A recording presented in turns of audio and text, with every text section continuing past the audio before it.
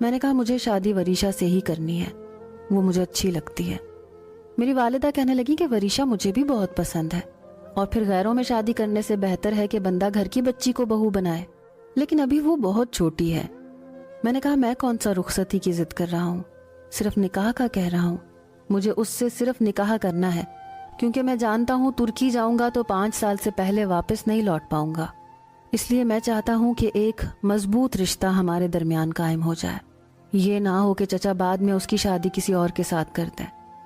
میری یہ بات سن کر میرے والدین کہنے لگے کہ ہم منصور سے پوچھتے ہیں۔ میں نے کہا آپ نے پوچھنا نہیں ہے، آپ نے انہیں اس بات پر راضی کرنا ہے۔ اور پھر یہی ہوا۔ چچی تو ویسے ہی مجھے بہت پسند کرتی تھی، اور صرف نکاح پر کسی کو بھی زیادہ اعتراض نہیں ہوا سوائے وریشا کے۔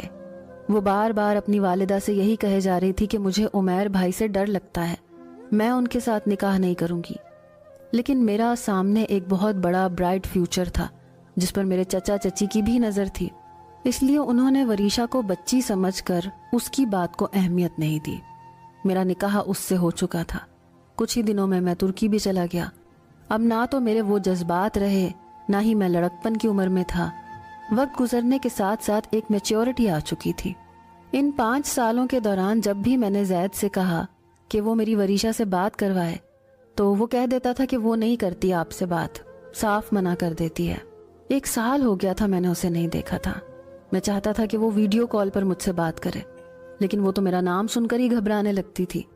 ایک بار میں نے گھر کے نمبر پر PTCL پر فون کیا، فون وریشا نے اٹھایا۔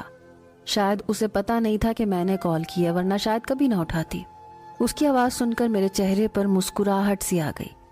کہنے لگی کون بول رہے ہیں؟ میں نے کہا تم نہیں جانتی میں کون بول رہا ہوں۔ اس نے مجھے پہچانا نہیں۔ کہنے لگی پتا نہیں آپ کون بول رہے ہیں۔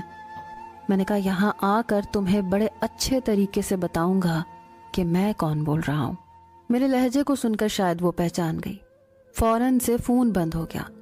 میں کہتا رہ گیا کہ وریشا فون بند مت کرنا، مجھے تم سے بات کرنی ہے، لیکن اس نے فون بند کر دیا تھا۔ مجھے بڑا غصہ آیا۔ میں نے فوراً سے زید کو فون کیا۔ میں نے کہا ابھی کہ ابھی وریشا کے پاس جاؤ اور اسے یہ فون پکڑاؤ، اسے کہو کہ بھائی بہت غصے میں ہے، اگر تم نے بات نہیں کی تو وہ واپس پاکستان آ جائیں گے۔ میری بات سن کر زید ہنسنے لگا، فون لے کر وریشا کے کمرے میں چلا گیا۔ فون ہولڈ پر تھا۔ زید نے جا کر فون وریشا کے ہاتھ میں پکڑایا، کہنے لگا بھائی بہت غصے میں ہے وریشا، ان سے بات کر لو ورنہ وہ پاکستان لوٹ آئیں گے۔ یہ سن کر وہ کہنے لگی کیا مصیبت ہے تمہیں زید، مجھے نہیں کرنی بات۔ کہنے لگا فون ہولڈ پر ہے، تمہاری ساری آوازیں جا رہی ہیں، جلدی سے بات کرو نا، یہ نہ ہو وہ فون سے ہی باہر آ جائیں اور تمہارا گلا دبا دیں۔ یہ کہہ کر شاید زید کمرے سے جا چکا تھا، کیونکہ کمرے کے دروازے کے بند ہونے کی آواز آئی۔ پھر ایک کپ کپاتی ہوئی آواز سنائی دی، ہیلو۔